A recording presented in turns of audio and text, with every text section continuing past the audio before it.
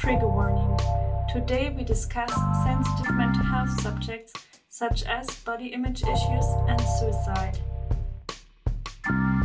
Hey friends and family! Here we are again, your favorite twin sisters, Jana and Julia. Well, I'm Julia. Hi Jana! How are you? Hi Julie. Good. We should say, obviously, this is our second English episode, which is very exciting. Whoop, whoop. It is. Cool. And yeah, we're going to have my husband Paul here today to talk about mental health issues that he sees Often with twins. Yeah, that he sees often with twins. Yep.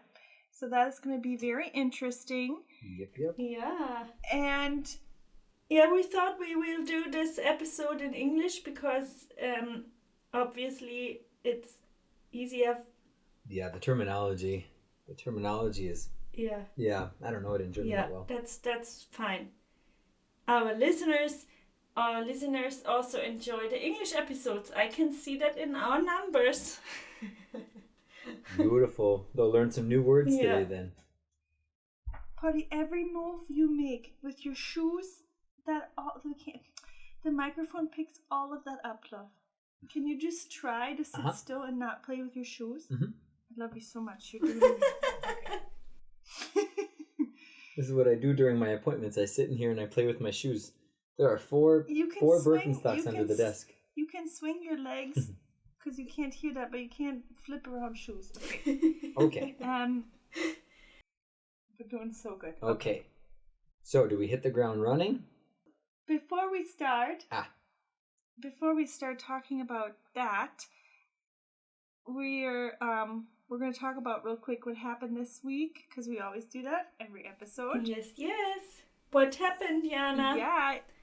What happened? So our daughter decided to swallow a coin, or multiple coins, I'm not quite sure, last weekend.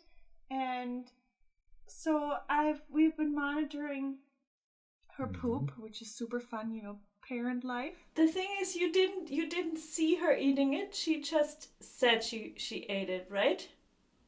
Well, okay, she had something in her mouth and it looked like a coin, but we were sitting at the dining table, so it could have been a chip or something. So I'm not 100% sure if she was actually eating a coin, but she did say that she ate money. She said her name, and she said her name, and then blah blah, eat money. Ate money.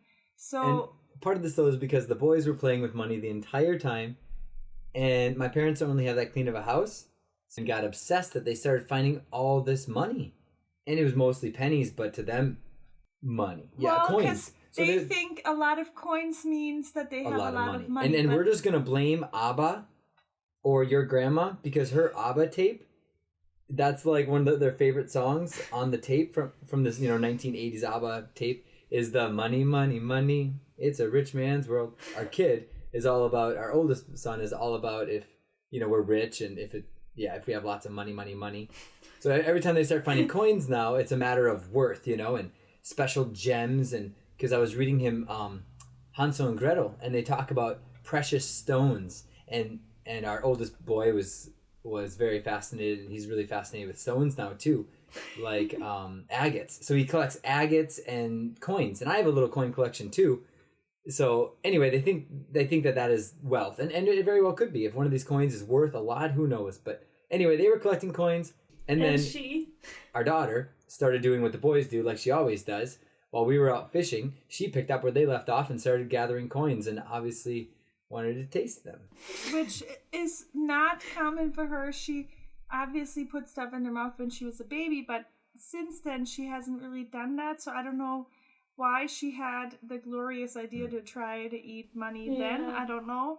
Nature versus nurture. My parents always said, they always joked, you put a quarter in me and I'd shit out 2 dimes and a nickel.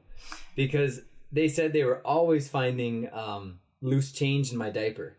that I was seriously constantly eating loose change around the house. That this wasn't like, I wasn't horrible. obsessed with dirt or anything. Like I would eat rat poison, Miracle Grow, all the stuff I shouldn't eat, but like lots of coins, you know? They said they wouldn't just find one or two. It was like, you know, a handful of them.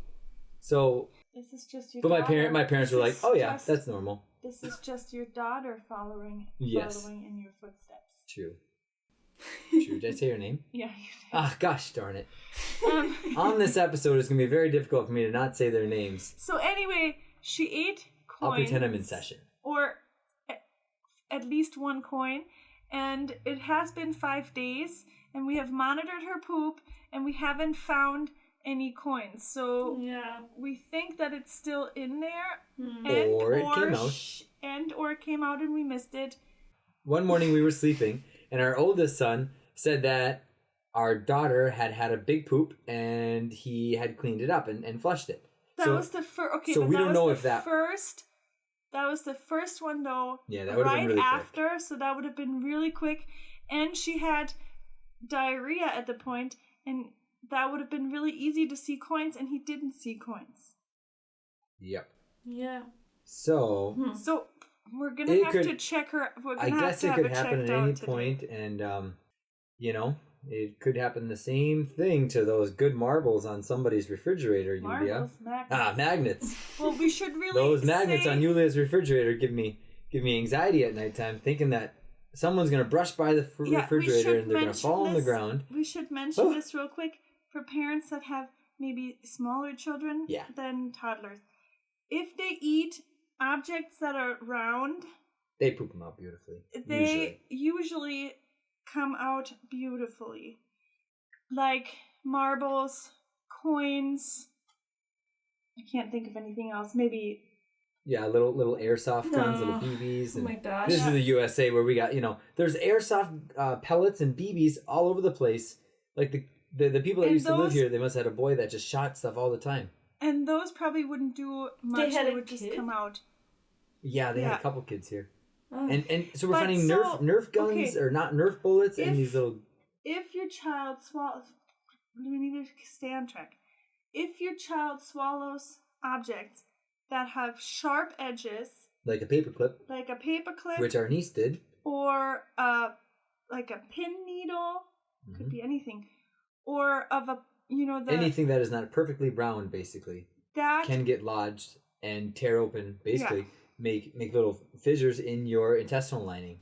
Oh gosh, it's terrible. So if they swallow something as like it starts to that, push down, because what will happen is all that fecal matter, all the poop behind it, will apply pressure and slowly push whatever that object is along your intestinal wall and slowly, you know, cut it from the inside. oh gosh. so basically, if they swallow something like that, you need to take them in right away. Yeah. Because Then they it can at least hurts still the get to it, insides. versus having to actually cut them open, basically, you know? If they swallow magnets, batteries, you have to take them in immediately Mm-hmm. because that is very dangerous. Mm-hmm. But anyway, this is what happened. We're going to have to take her in today because we haven't found coins yet, just to make sure that there aren't any more in there, and Yep. she'll probably be good to go. Yeah, just to make sure it's in the lower GI tract and that way it's passing through. You know, it could just be very slow moving inside, and that's really all we're gonna try to figure out. And Yeah. Jana can't go, so I'm gonna go because they'll most likely have to do an X-ray, and with the baby and all that, didn't think that Jana should go. So Papa So, Paul will take I'm her gonna in. go. I'll Yeah. visit we haven't been to the hospital here yet in this town, so we figured we'd give him some business. Yeah. Oh wow. So Julia, what happened during your week? Basically, I The was same thing, right? no. I usually go to the office because actually with the COVID cases everything looked very fine and there were not many in Berlin anymore and I felt very safe going to the office. And then this week we received an email that we had actually contact with somebody in the office that it was tested positive. But it was like an indirect contact person. Mhm. And they obviously didn't tell us who it is.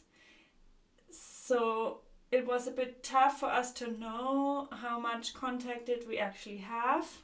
If it would be in my direct team, I would have known for sure who it is, because we would tell each other also. But yeah, that's why we needed to go into home office immediately to protect others, of course, and then also to check how we are feeling the next days. And this was a bit hard for me because our son is a bit, when I'm at home, he wants my attention, and his papa is with him since last week. So this was the second week with his papa. He's in parental leave, and it worked really well last week, but this week was a bit tough because, of course, he wanted to be with me all the time. He didn't understand that I'm working, and of course he didn't understand that I can't play with him. And since this week he wants to nurse all the time. He's drinking like a newborn. When he's coming to me, he goes right onto the boobies. I think he really thinks I'm leaving, or I don't know. He really wants to drink whenever he can. Yeah. Could you work next door at our mom's apartment though? Maybe that would be easier for him if he doesn't see you. Yeah, but we had actually a visitor. Not from us, from the neighbors. So I couldn't go into the apartment. Oh, yeah. Okay. Yeah, that makes sense. Yeah, it was a bit tough to work and tough for Papa as well. And he climbs and falls down stuff now. You can't leave him alone. He's able to open child-safe things, these things to protect the doors. He knows how to open them. Oh, what a goodness. He's very clever. Gosh, this, I know, isn't that the worst? When they outsmart the child locks. Yeah. You really can't leave him alone anymore. He's really up for danger. Danger. He's an adrenaline junkie. Let's go bouldering like his mom. Yeah. Yeah.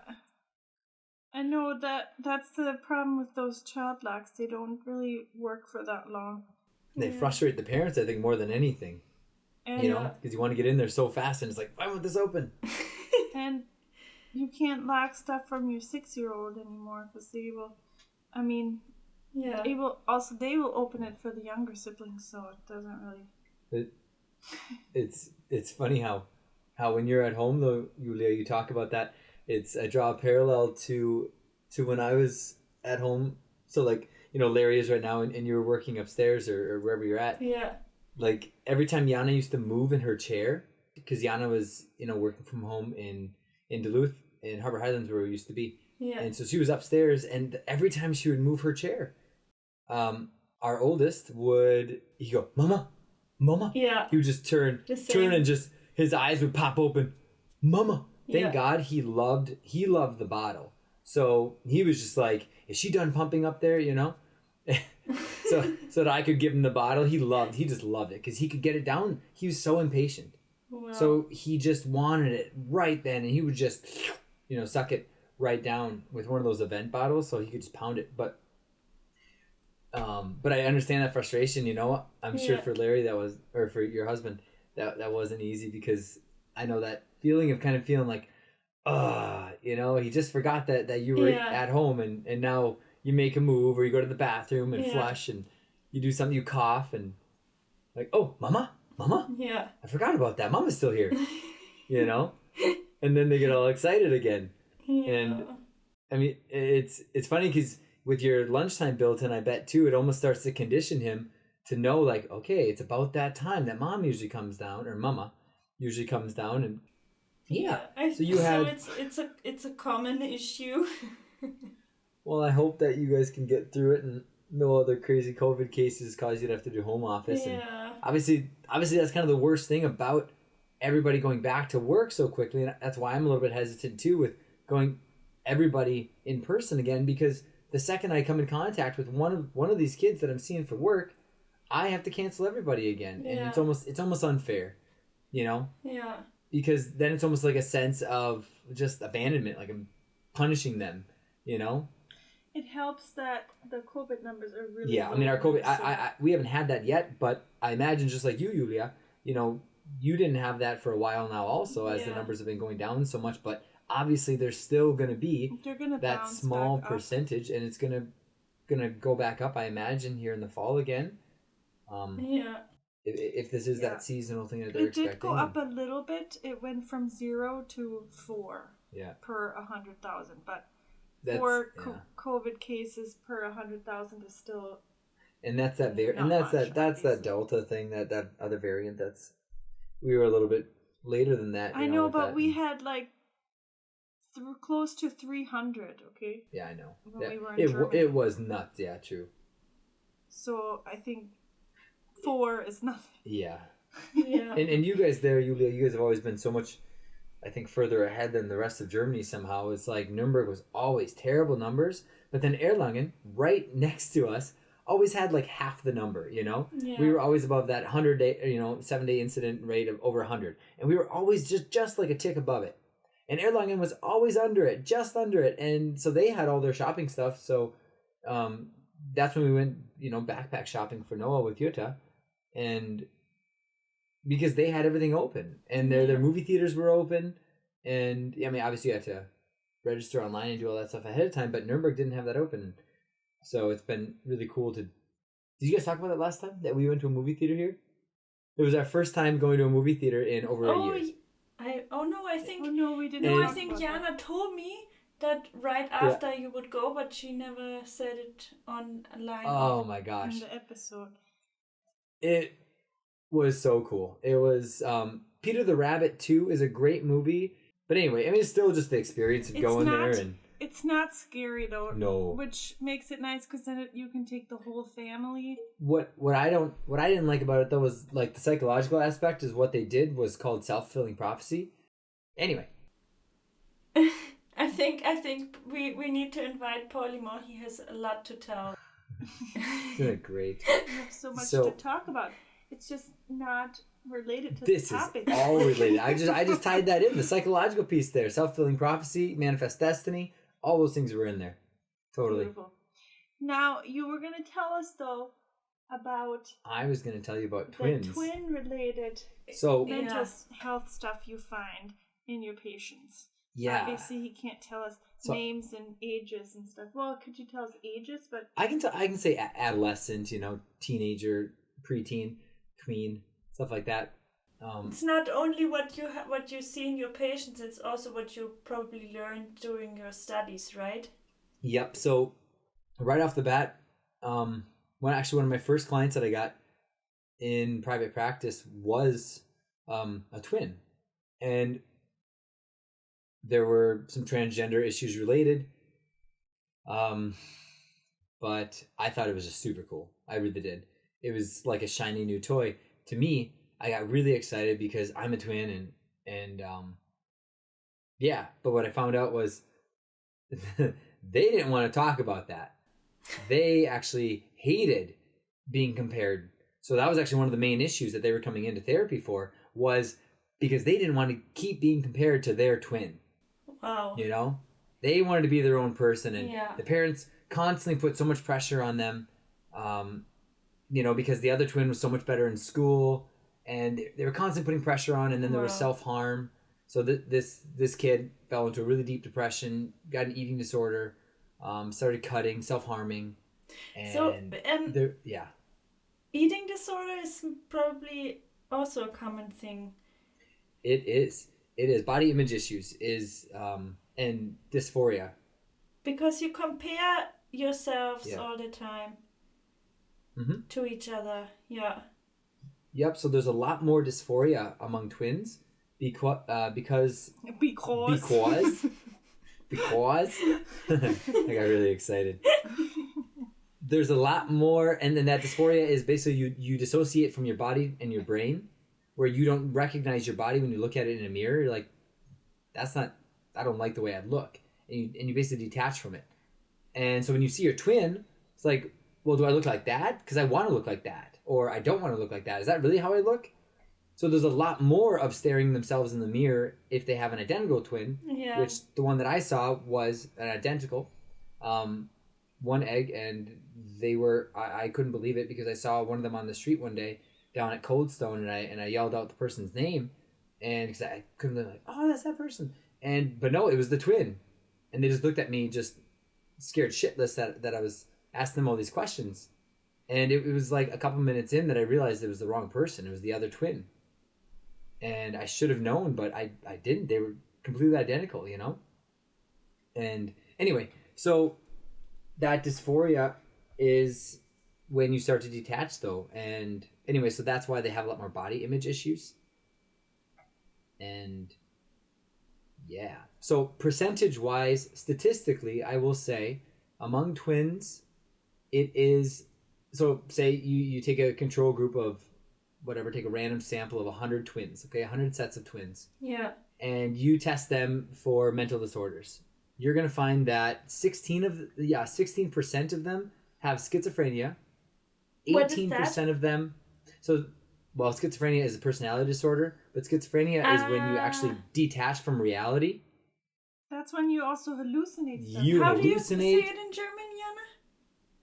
Schizophrenie. Schizophren, yeah. Schizophren. Something like that? Schizophren. Yeah. Okay. Yeah. Yeah. Cool. So that's schizophrenia. And you can get paranoid schizophrenia. You can get... there are many different variations, actually. And Really? So many? But that's 16%?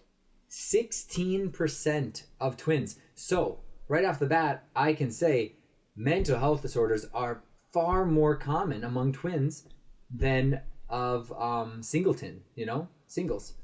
And so I'm going to keep going. 18% of those are going to be also with further personality disorders. That's going to be OCD, bipolar. Now, bipolar is going to be... OCD again? Sorry. obsessive compulsive disorder.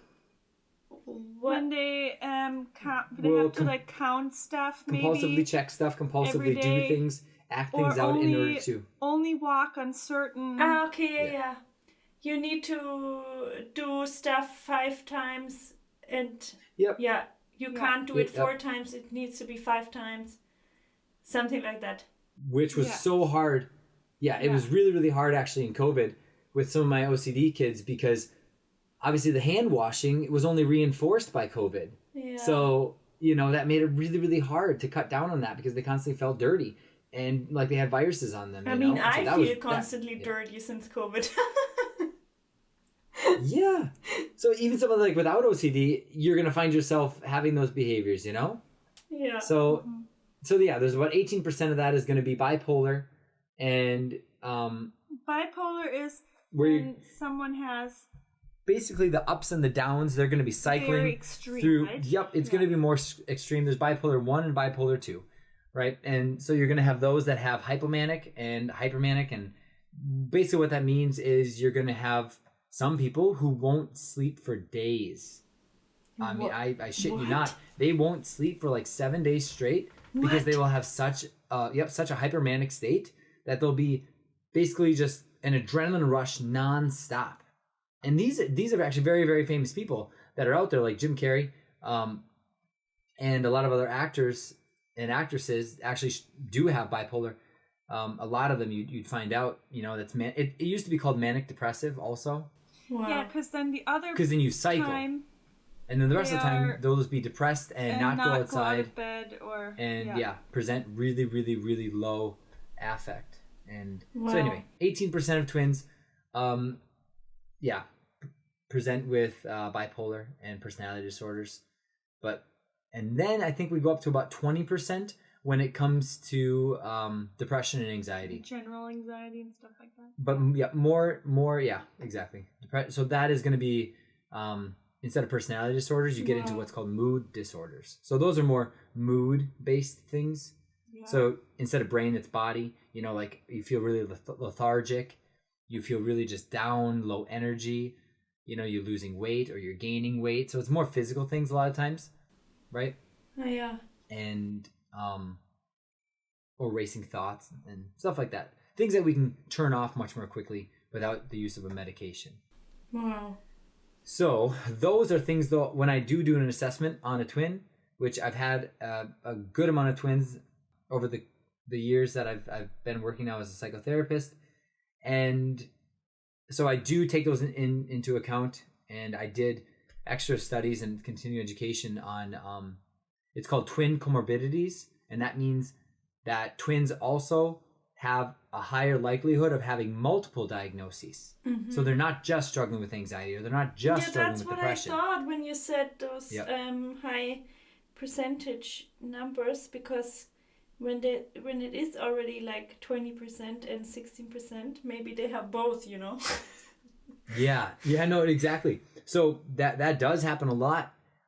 And so anyway, it ends up being, plus if your family has history of anxiety, then you're also more. Exactly. So then you get into the familial aspect, where if there's any sort of anxiety and depression in your family, or personality disorders or schizophrenia, you are just you can multiply that exponentially, I think. It doesn't necessarily mean that you will get it. I have a question, Paul. How many people out there don't have at all a mental issue? How many people? Well, I think you could see it in a very simple way of whether it's adaptive or maladaptive.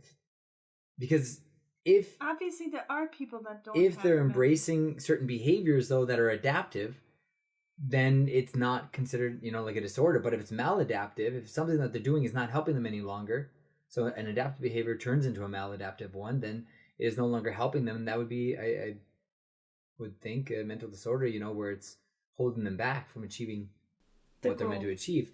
Yeah. But I would estimate 20 to 40%. 20 to 40%, it's, when you look at the statistic of over 93% of the population has been suicidal at some point in their life, that's a lot. Yeah, that's a lot. 93% of the population has wanted to end their life at some point or another in their lives. So if you just look at that statistic alone, obviously then that person, or that 93% at one point in their life qualified, for depression or social anxiety or whatever it is that made them feel like they wanted to end their life, that they'd rather take a magical pill to make everything go away, So that's a lot of times the question I ask, not like, hey, have you ever wanted to cut your head off? No, I'll ask them like, have you ever felt that if you could just take a magical pill to make all of this go away, would you do it? And they're able to say, yeah, most times, more than not, they agree that they would do that. And so, yeah, it's over 93%. And but it's also important to know, just because you have a bad day doesn't mean you automatically have issues. And also, you don't need to be on medication necessarily always. And suicidal thoughts are not suicidal actions, and they're not committed to that. It doesn't mean that they're actively planning a suicide, just because somebody endorses those feelings. Also, with, how do you say, jugendliche adolescence, right? Yep. You are crazy at that time of your life. Oh, the hormones and the breakups and the parents grounding you and taking away your phone, and it's a hard time. Yeah, it's just and all these dating apps right now and TikTok, and there's just everything. So much. Social it just leaves media. them feeling so they're so numb when they're having to actually go to school, because they can't just be on TikTok every 5 seconds, swiping and having so much stimulation, having so much funny stuff to laugh at. I can see why there's more depression, because it has been on the rise more. I've been seeing a lot more people very depressed. I feel it myself too. It's hard sometimes to feel bored, because when you look at your device so much, there's a lot of stimulation, and then when it's a dopamine response. It's like, what do you do with yourself when you don't have your phone? Yep.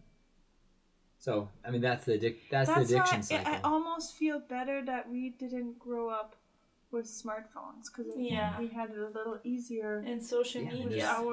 So much internet addiction Nokia now. phones that you could throw from from your bunk bed down and it wouldn't break. The Nokia block or whatever that Yeah, thing the used to be called. Nokia block. That was That amazing. thing was incredible. You could have killed someone with that thing too, probably.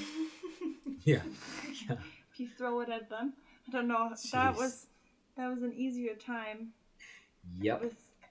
But parents, that's what I recommend a lot of times for parents is these digital blackouts. And they do them. They do great because it's almost like a mental reset for these kids. It's 21 days to create a habit, 21 days to break a habit.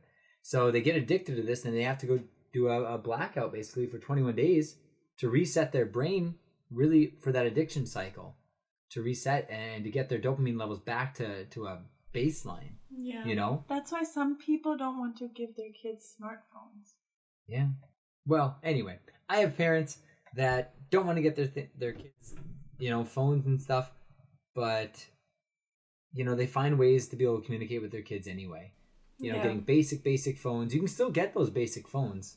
Yeah. Or you can get them just straight up watches that you can just call them on or text them on. But then there's no data. They can't go play games and go on Instagram and Tinder and TikTok and all this other stuff.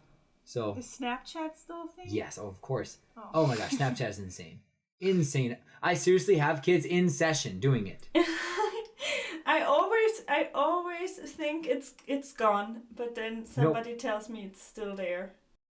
Yeah, I know. I was in session the other day, and the kid and the mom were actively sending snaps to people. Like, they're doing the pouty face lips as we're doing an intake. These are new people, and I just couldn't believe it. It's like, what are we doing right now? In your session? We're all snapping each other. Yes, in session, because they don't want to break their snap chain or whatever. There's this. It's always how many snaps in a row do you have, right? Oh my gosh! And so it's just it's an addiction. It's an obsession. Issue. Yeah, so there's so much stuff, but I wanted to jump back to the statistics. Yeah, sorry. So when you ask about the twins, because this is particularly applicable actually to you guys, because obviously you have parents. Parents had you guys, and parents had me too, and there is a really large jump in the statistical likelihood of parents of twins having mental disorders. Okay? Really? Wait, so after they have twins. After they have twins. So after they have twins, anxiety and depression multiply at almost 400%. That is insane. Okay? So wow. It is crazy. So 40% more likely is going to be that. So this is also with dads, obviously, not just moms. That is a whole nother thing with postpartum, because of all the hormonal levels and the drops in the Pitocin and all that. But with dads notice a 40% increase in depression and body image issues. It is one of the craziest things. Why body image issues actually fits into dads. So this is in comparison to dads and moms of singletons, is what it's called. Singletons is a parent that had a single child. Yeah. That's called a singleton. And yeah, so that difference is also not just related to the twins having the higher likelihood of having mental disorders, but also the parents having a higher likelihood, which I definitely see. My mom, totally had way more anxiety afterward, but there were a lot of, my dad, I'm sure had stuff going on. He always had stuff going on. But, I'm sure that kind of played into your parents too, after all that, after you guys were born. And anyway, so you see that a lot with parents after they've had twins, is that they're going to struggle. They're going to struggle with depression and anxiety far more than those that just have one child. Wow. Which is just good to know. It's more preventative, we shouldn't wait until we bottom out. We shouldn't wait until we just feel burnt out from nursing and taking night shifts and changing the diapers, and eventually you just feel tanked and you just feel empty and depleted. Yeah. So it's good to know these numbers beforehand, because if you know you're having twins, get in your self-care, get out biking, get out walking, build your walks into it all. I think go to therapy. Yeah, well, yeah, that's the thing about therapy. It doesn't have to be, this big thing. I do a lot of preventative therapy, really, where it's just skill building. We don't have to go to the deep dark places. I think also for parents, right? for the parents Yeah. together, maybe. Mm-hmm. Not only the single parent, also the parents together, maybe. Yes, and that exactly. Learning how to really focus on each other and drawing from each other's strengths, because each one has their own strengths in their relationships, and I think that can help each other out too. And being able to kind of like in wrestling or in football or other sports, you just tag in and out. It's like, oh, I'm exhausted. Can we just tag out? Let's switch. And they do that in sports, obviously, and in I think in families and marriages, you got to be able to do that too. Just tag out when you are just empty, because you just can't give your best anymore, and you got to go recharge or, do some self-care, and that's nothing to be ashamed of. But I think, we do shame that a lot, and then therefore people feel like shit afterward, because like, oh, I just got to go lay down, because I just feel empty right now after breastfeeding both kids or something, with twins, or even just with one. You feel so empty, and then you feel like, oh my gosh, I didn't do anything today. And there's just so much shame with that. And so obviously that's only going to manifest into more depression. And, it's hard though. It really is hard. And I'm glad that I do what I do. And I take obviously a particular interest in twins. I have a soft spot for them, but I also have actually triplets that I see. Wow. Which is very, very interesting too. But it was basically where it was one set of twins, and then so one egg split, and then the other one was another single egg. So it was basically like twins inside, and then just another kid. Yep, exactly. Because there are identical triplets. Yep. So the twins, so these were triplets, and then so the two of them were identical, and then the other one wasn't. But the other one was like 2 times the size of the other ones. It was just kind of funny to see. But anyway, they all 3 of them had just the gambit full of mental disorders. It was incredible. Wow. I mean, so the comorbidities, there were I think 3 or 4, and these weren't just like, oh, adjustment disorder or major depressive disorder, moderate or something. These were heavy duty OCD, bipolar, schizoid, antisocial, personality disorders, things like that were lifelong.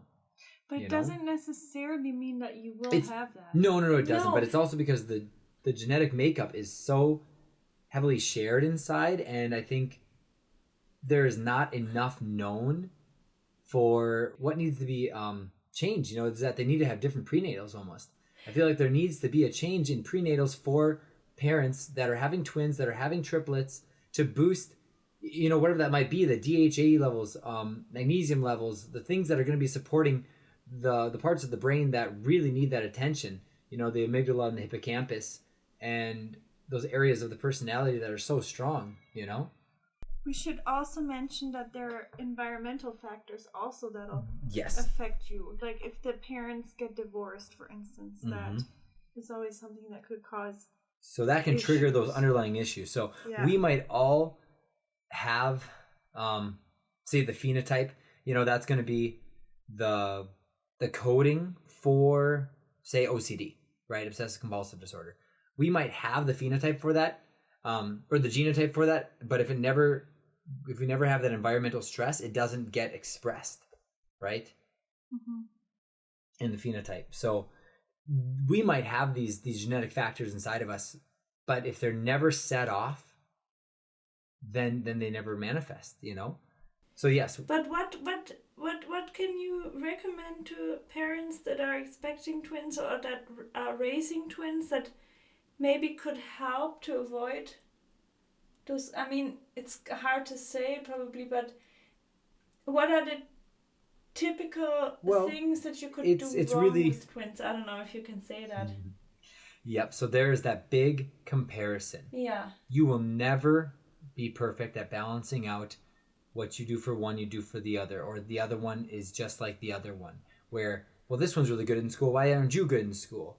Or this one's really athletic. Why aren't you athletic? Or terming them as, oh, that's the really, really athletic one, and that one is not athletic. Yeah. Those kind of black and white ways are just really ignorant, and it makes the kids feel just, like I said before, that self-fulfilling prophecy where you label them, they are going to only, exhibit more of those behaviors.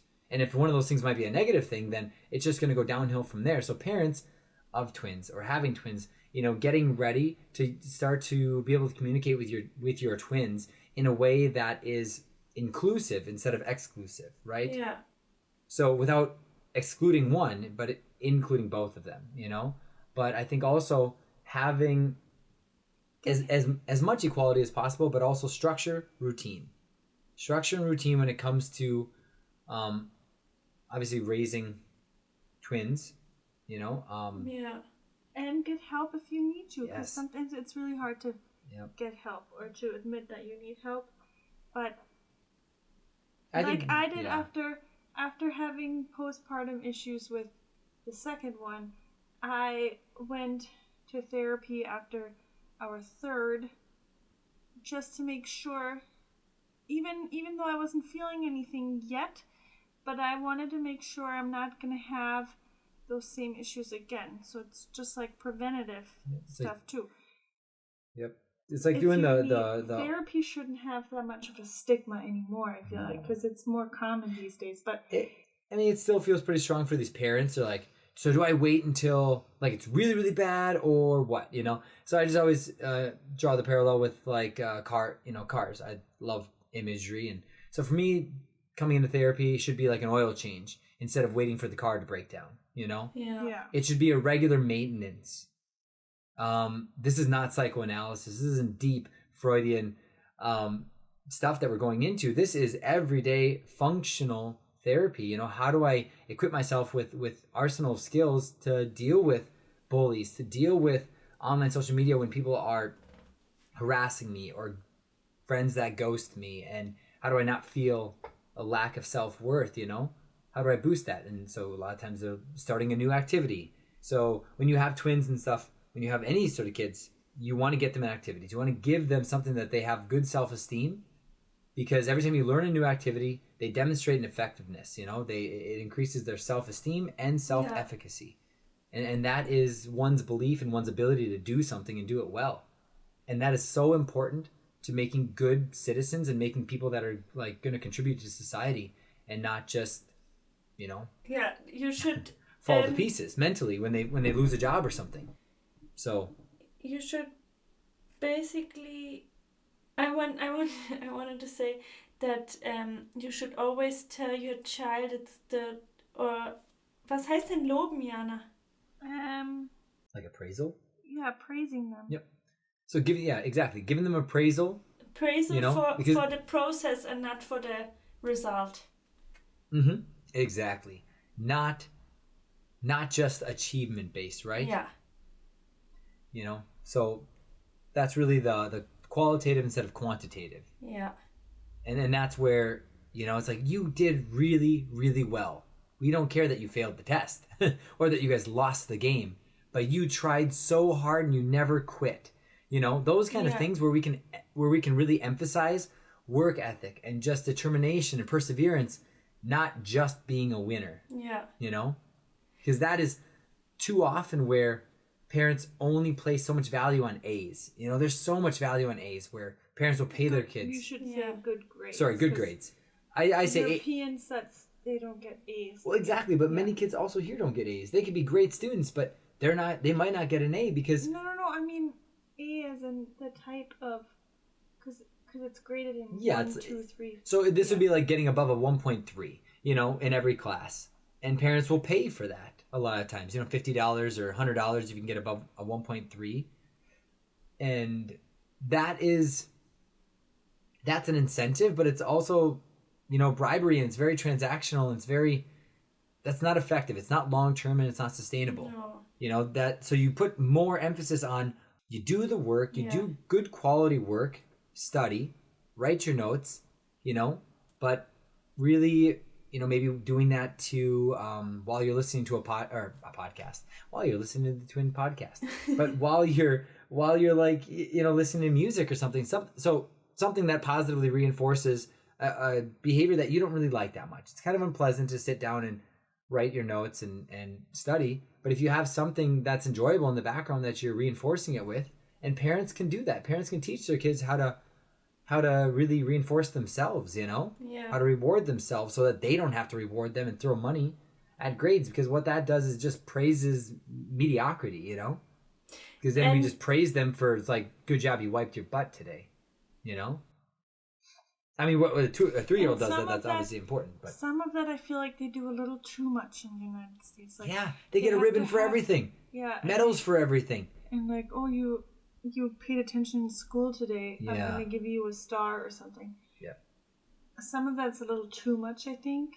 And then when they're not good, they get big demerits, and they get expelled, or in school suspension. Like, that's what I always had, you know. Yeah, I don't know. So that's tricky. Just you don't want to overdo it either. But yeah, teachers even the same way. Like, why aren't you like your sister? You know, or Yeah. you know, things like that. Where it was nice that Amanda and I were not always in the same class. You know, so that was really nice. When we were at a doctor, I remember when we were both already struggling with an eating disorder, we were at a doctor and he asked Jana why I am thinner than her, if she would eat everything and won't let. Did you eat all of something- Julia's food? Yeah, that was what he asked her. I think that's Oh my really gosh. crazy. A doctor. Do Yeah. you remember that, Jana? No. I think that's something terrible to say to. Blocked But to a kid. but I think there's a lot of but I think there's a lot of people that are not informed. You know, Yeah. with twins and that that really is. Well, no, that's just rude in general. Yeah, but it also, there's also just a lot of ignorance, I think, you know, where these people, degree-wise, are brilliant, but personal skills, they're just idiots, you know? I also found that people that haven't struggled with body image things themselves, because maybe they have an amazing metabolism or something, Or they just don't care. they don't understand. They don't understand what other people go through. Yeah, but that body image stuff is a lot of times also driven by, again, those parental factors. So we talked about earlier when I said that the parents have higher likelihood of mental disorders. Obviously, an infant is not coming out with these mental disorders, you know? Yeah. So the parents a lot of times are feeling this depression, and that's going to make them, you know, stay in more, and they're not having as much socialization. These twins aren't, you know, with other kids, and so they're not having as much, again, social appraisal. So they're not comparing themselves against others, and how do I look, and you know, but Yeah. really that activity, and so it really is it's all interconnected in that way. And I'm wondering if, because there's always that like idea of a single lone, what do you call them? Singleton? Lone child? No, Or, just a single child, not an only no child? siblings. An only child, yeah, you know. There's always that thing about only children. They say, oh, you're supposed to have siblings for them because they are not going to be good in society, but I feel like they might be better at making friends than kids that have siblings because they actually have to go out more. Well, their friends are like their parents, you know, so they actually seem very mature. A lot of the only children that I know are beyond their years because some of their best friends are their parents and their grandparents, you know, because in COVID, a lot that's like the main people that they've been able to see.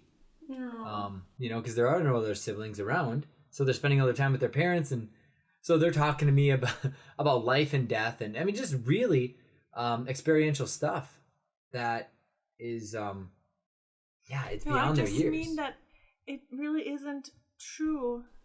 That whole idea, like only children are antisocial and they can't make friends. Not always, but It's not very true, or they can't share. yeah, but Because they haven't. I imagine the numbers are elevated though. They're a little bit higher, I bet. But there's The thing is, you can have issues with anything. Yeah, I mean, if you have parents that are very introverted and very depressed, it wouldn't matter how many siblings there are, really, you know, Yeah. because they're a lot of times they all end up being just as meek and shy. Yeah. I've seen that where I just wonder, I'm like, why are they all so quiet? How is that possible? You know, and the parents have just absolutely no, you know, emotion. There's no emotional affect and range, you know. Wow. So That's anyway, interesting. And I was wondering if it makes a difference that you, as twins, of course, need to share everything. If that maybe can also trigger some issues, I don't know. Well, the sharing could be a good thing, so there's a lot of conflict there. There's conflict resolution involved, and maybe that actually might help them. That might be one of the strengths of twins, is that from infancy on, they have to have conflict resolution every single day when they're fighting for toys, and so they're sharing. And Yeah. Yeah, I thought so as well, that it's maybe something positive, but then when we were discussing about mental issues, I thought maybe it's also could be maybe also a bad thing. I don't know. I don't see it actually as much with the sharing, except for with clothes. Now in adolescence and teenage years, when clothes really seem to start to matter a lot more, that is when there gets to be a lot of conflict. A lot of strife happens because one twin will take the other twin's clothes. I mean, one day I took Amanda's underpants, and it was, I don't know why. She had the coolest Under Armour underpants, and they didn't even fit me. I turned them around because, like, my nuts were falling out, so I turned them around and wore them backwards. But they were the coolest. Like, I thought Under Armour was so cool. I didn't want to wear my Hanes, And I don't know why, but I took them. Just to wear them because I felt cooler in them. The things that you do because you see, like, the other sibling has something, the other twin has something that you want, and you just take it. And, I can't tell you how many times that happened between Amanda and I. Most times me, obviously, taking her stuff because, I don't know, she always had cooler stuff. I think she spent her money better than I did. And I think I always had to pay money back because I was breaking stuff all the time. So she was always being able to buy stuff. But the siblings and some of the twins that I see have similar issues where they're fighting because the other one will take their clothes.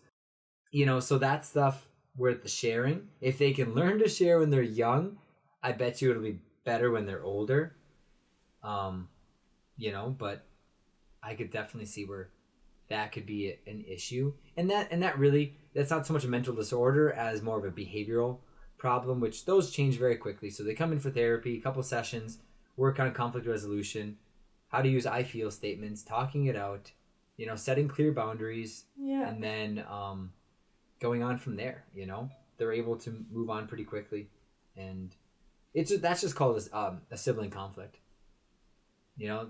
There's all these different codes that insurances use. So I have to say, because we're on the topic of mental health and disorders, so we look at these numbers and we look at these disorders and we look at diagnoses. In the world, no matter where you go, if you want an insurance to pay for therapy, there has to be a diagnosable condition first. And that is an ICD number, right? And that is, like an F39.1 or F43.2. And, with with PTSD and with depression and things like that. And what that'll do is that'll tell the insurance, say, yep, this is a condition that treatable thing. Yep, a treatable condition that we cover that is, and psychotherapy is a proper approach, and, outpatient versus inpatient. So when I do my notes and I see a person for the first time, I always have to click whether or not this is a necessary treatment or not. Yeah. And all that to say is you're trying to say... All that to say, a lot of these numbers are skewed. These numbers are skewed also because of insurances. So, there has to be a treatable diagnosis. Yeah, it has to be a diagnosis. We basically have to give them a diagnosis for if the insurance is going to cover it. Yeah. Most times, they are going to have it. But otherwise, it's really it's a fine line. Like, have they had that really lack of self-worth, really low self-esteem, really low energy for exactly 6 weeks, or has it been 5.5? Do they have to meet every single criteria? And that's what's so hard when you're doing that. So they can always do private pay. They can do cash pay if they don't want to have a diagnosis done, which I do that as well. For people that don't want a diagnosis, following them around because that stigma again, that comes with it, and almost like a self-fulfilling prophecy. Because as soon as you give that diagnosis, they're going to start to manifest more if they find out what their diagnosis is. So I'm also very hesitant about telling my clients what their diagnosis is. Most of the people that I see do not know what the diagnosis is.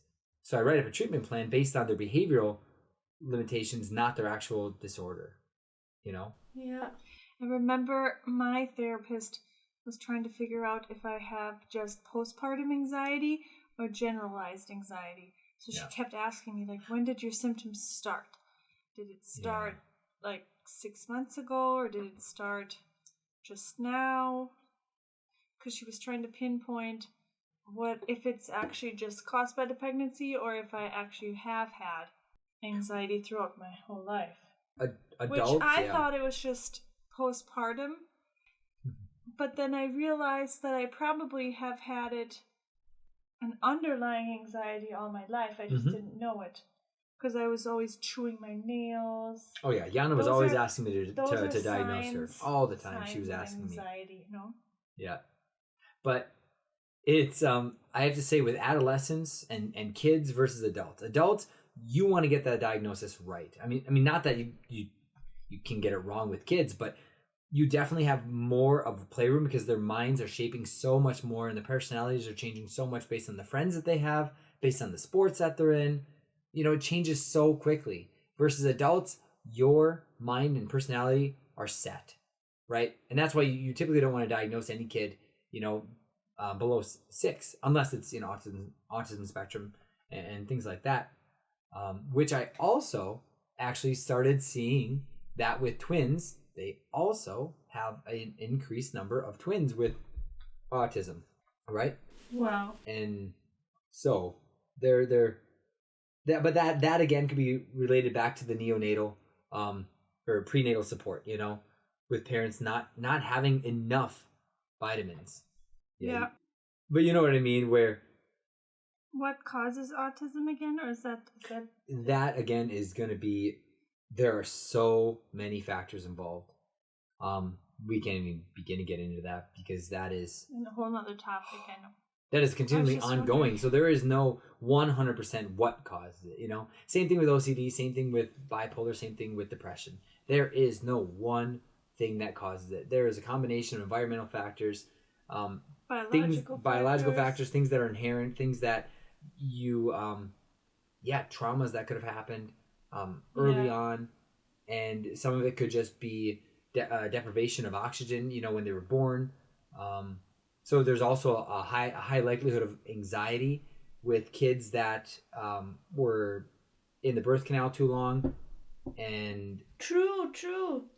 Yeah, I heard about that. So those kind of things really that goes up a lot. Anxiety goes so high. Also, it's not just anxiety, but also asthma and allergies were the other two things that were associated with too much stress in the birth. So if they're having to constantly fetal distress. Yep. Prolonged fetal distress. So, I sit here and wonder, our oldest boy, he has an incredibly rapid acceleration emotionally when something happens. And it's not all the time, but it definitely is more than usual.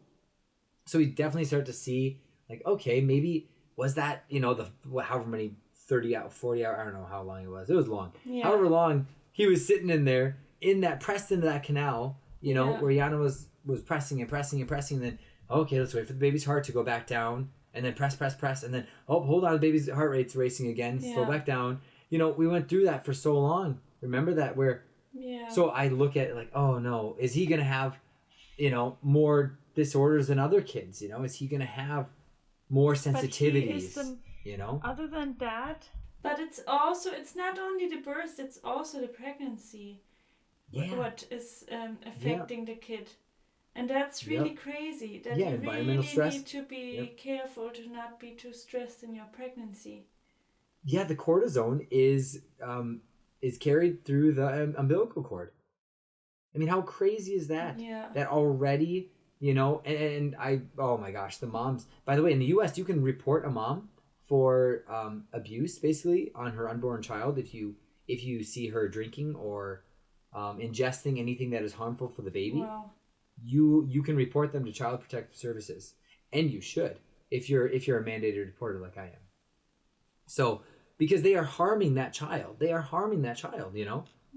And when the research is out there that says don't do it, you're going to cause that kid lifelong of, asthma and major, lung issues and cardiovascular issues and all sorts of problems. But anyway, so the kind of stuff that we know now is so much about prevention, so much prevention.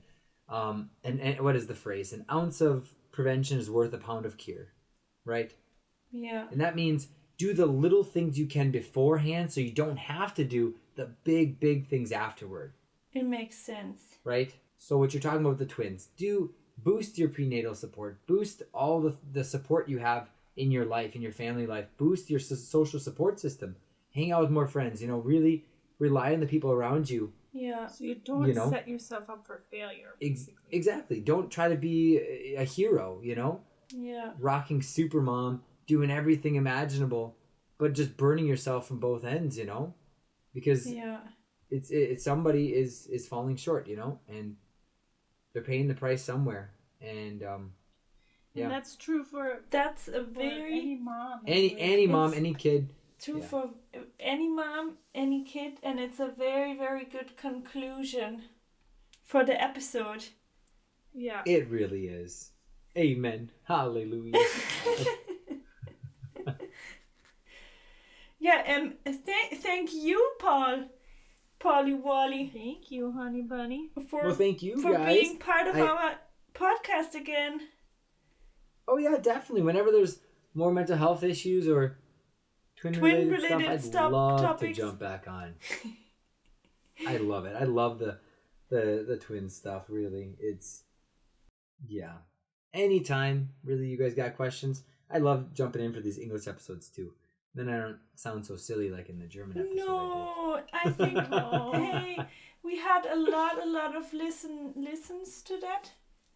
Oh, okay, cool. It's a favorite episode, actually. Der Abenteuer Erste Schwangerschaft von Jana is a favorite, apparently. Oh, beautiful. Also, the big announcement episode is a favorite. Oh, I think what is so interesting in that pregnancy episode is that it's interesting for Germans to hear about giving birth in the U.S. Our big private suite that we had, Julia and I both had like a pull-out couch and jacuzzi. I mean, jeepers creepers, that was a life of luxury. But well, anyway, it was a good conclusion. Yeah. And then we kept going. Minnesota goodbye. Yeah, this is a Minnesota goodbye. Yep. It's a Minnesota goodbye, and we actually decided to maybe slow down the throwing out episodes a bit to maybe only an episode every second week from now on. Like we just said, right? Quality over quantity, right? Quality over quantity. And it's also about starting work again for me and for Jana and Paul. Renovating and getting ready for a fourth baby. Oh, yeah. Yeah, and then my son will start kindergarten in as you would call it, school, next month. So there's a lot coming up for us. So we thought maybe slow down the process a bit. But yeah, I think, But we'll still be here. Yep. So keep writing what you guys want to keep hearing about. If you want more from me or just a single episode of me, I mean, heck, who knows? Leave us comments. Yeah, leave us comments of questions and topics and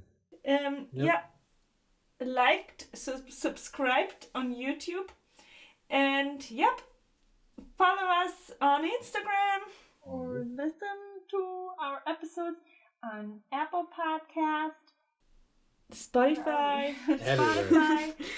We're everywhere. YouTube. You're not just hallucinating. Anchor. We are everywhere. Yeah. Okay. So in 2 weeks, we will have our best friend as our guest, and she will speak with us about her experience of giving birth at home. So tune in, guys. See you next time. Bye. Bye. Adios. Peace. Peace out.